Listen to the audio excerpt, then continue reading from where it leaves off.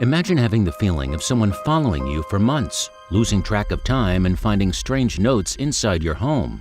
That's exactly what happened to a woman from Raleigh, North Carolina named Jessie H. At first, Jessie believed that she was crazy, but when she finally discovers the truth, she almost faints. Hello, wonderful people. I'm Jamie Buck from WonderBot, and here is... Weird things start to happen around this woman. The truth is darker than you think. Before we begin, make sure you smash the like button, subscribe to our channel, and click the notification bell for more amazing videos.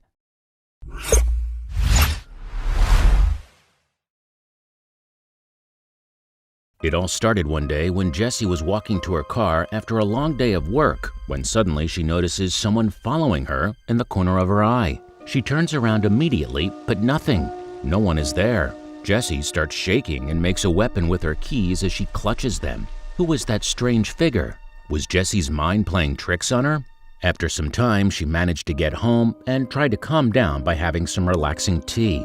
Suddenly, as she was making the tea, she saw something behind her again. She immediately jumped and turned to see who was inside her house. But once again, no one was there. She carefully searched every single room, but she found nothing. Was she going insane? That evening, she decided to make a new start and tried to relax more because she thought that maybe she was just tired. However, she could never be prepared for what was about to happen in the following days. When she woke up the next morning, another thing took her by surprise. A post-it note that appeared from nowhere with a to-do list on it on Jessie's desk. The craziest thing was that the handwriting wasn't hers. However, Jessie thought that she could have written it while she was half asleep, and without thinking about it too much, she threw it in the trash. Maybe she should have thought about that twice. The rest of the day was pretty normal for Jessie until something seemed to be really wrong. While she was watching her favorite TV show, she went to the bathroom once the break came, and then she came back to continue watching the show. The ads were still on when she came back, so everything seemed to be right. But then she looked at the time and froze. When she looked at the time, she realized that 20 whole minutes had passed since she took the break to go to the bathroom. How could that be possible? I then started missing huge chunks of time when I swear that only minutes passed by, she admitted. She was so confused and couldn't give an explanation to anything that was happening. She tried to blame stress and overworking once again, but nothing seemed to add up. Could stress and overworking lead to all of this? She was really shocked by what had happened earlier, but she continued persuading herself that this was all from stress. However, while she was cleaning, she opened the trash can and found the post-it that she had thrown away earlier that day. She was confused at first because it didn't remind her of a thing, but then she decided to do a really smart move. She took a picture of the note in order not to forget about it and started documenting everything. What would she find out? The next day was very difficult for Jessie. She was so stressed that something might happen, and while she was going to work, she was burning from anxiety and without a reason. And it happened again. As she was walking to her job, she was seeing a figure in the corner of her eye that was disappearing every time she tried to look at its direction. Jessie started believing that she was losing her mind and couldn't handle this anymore. She needed to do something immediately. Thankfully, nothing like that happened to Jessie while she was at her workplace, but when she entered her apartment, another mystery was waiting for her. I found another post-it note on the back of my desk chair, in the same handwriting as the previous note, telling me to make sure I saved my documents, Jessie claimed. At first, she thought that someone had broken into her home, but after searching everywhere, she didn't find a sign that proved that. She felt that she had enough of all of this and decided to set up a webcam connected to an app on Jessie's phone in order to record everything. However, she had no idea that this move would make matters worse. Jessie was so stressed out due to all of this that she couldn't sleep at night. When she finally started feeling more relaxed, it was time for her to wake up. She was so tired and she decided to take a shower to relax before heading to work. She saw what time it was in order not to be late, but after the shower, the same thing happened. Once again, she had lost track of time and was not being able to explain how. So she called her boss and informed him that she was not feeling very well. Jessie decided it would be better for her to take a walk outside, and at first she felt better. But after a while, she started smelling something that made her shiver as it was so strong.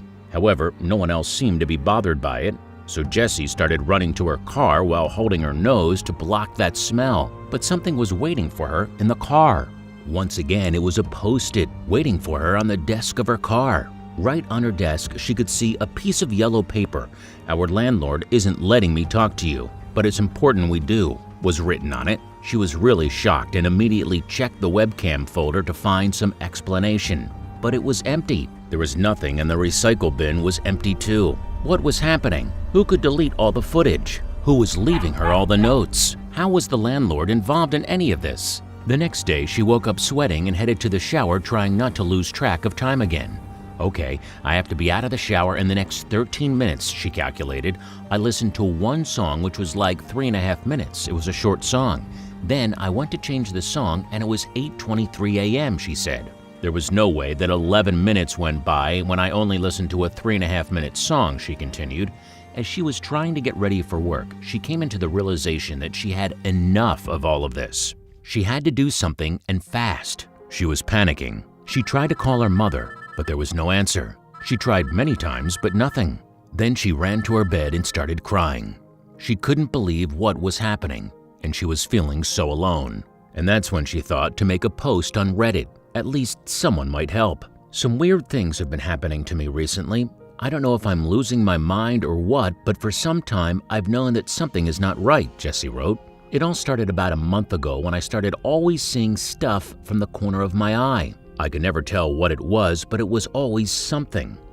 Time I turned my head to observe whatever it was, there would be nothing there. This would happen to me multiple times a day, but was recently kind of stopped and has been followed by even more weird stuff. I found a yellow Post-it note in a handwriting that wasn't mine on my desk, reminding me of some errands I had to do, but told literally nobody about it," she claimed. Many users responded to her post, and even though some advised her to see a doctor, others scared her even more. "It's possible that your landlord is leaving notes inside your apartment, but that doesn't make sense in the context you're describing them.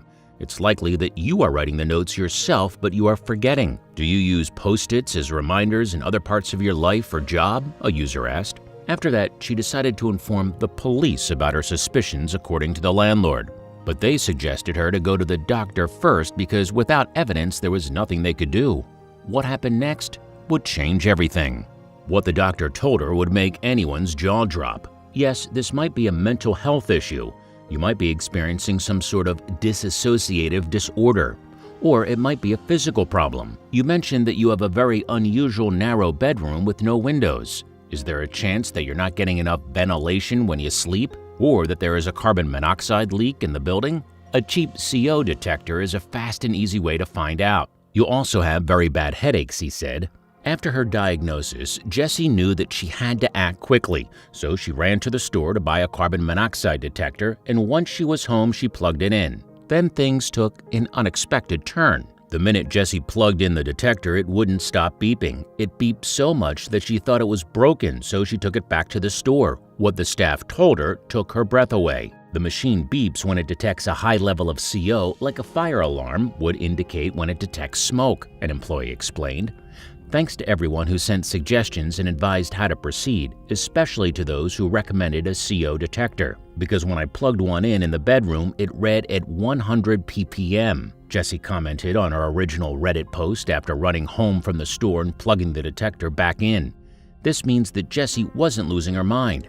She had CO poisoning that made her see things, lose track of time, and forget about the Post-it. You might get headaches. You might feel a little groggier than usual, and depending on the chronic exposure, you can even become mentally off, cognitively impaired in some ways, fellow Redditor Deborah Bloom, who is a specialist on CO poisoning, said. After the whole mystery was solved, Jessie called the cops once again to inform them about the situation. They found Jessie a place to stay and immediately got to work in order to make the apartment safe again. Yes, the notes were real. I did write them and I forgot. As for there being notes on all the doors, I went so far as to put notes on my neighbor's door, but not much further than that. I was on a corner above the garage, so I only had one neighbor, who had headaches and not much more. Actually, as it turns out, I never plugged it in. I just put it on a shelf, downloaded a webcam app to my phone, which isn't even compatible with an external webcam, and made a folder on my desk called Webcam. Then I thought it was deleted when the folder was empty, she explained later. Well, there has been a year since Jessie went through all that, and she hasn't completely recovered. It's been almost a year now. While 4 months ago things were rough, I've definitely made a significant improvement, and currently there's little reason to doubt a full recovery within a year, she said. My mood and physical health are both much better. Though in this situation, those aren't exactly separate categories. I will say though, I use a Moleskine notebook daily planner thing now. I do keep busy, important for mental health. I'm kinda done with Post-it notes for a while. Overall, I'm happy, Jessie continued. Hope you will fully recover, Jessie.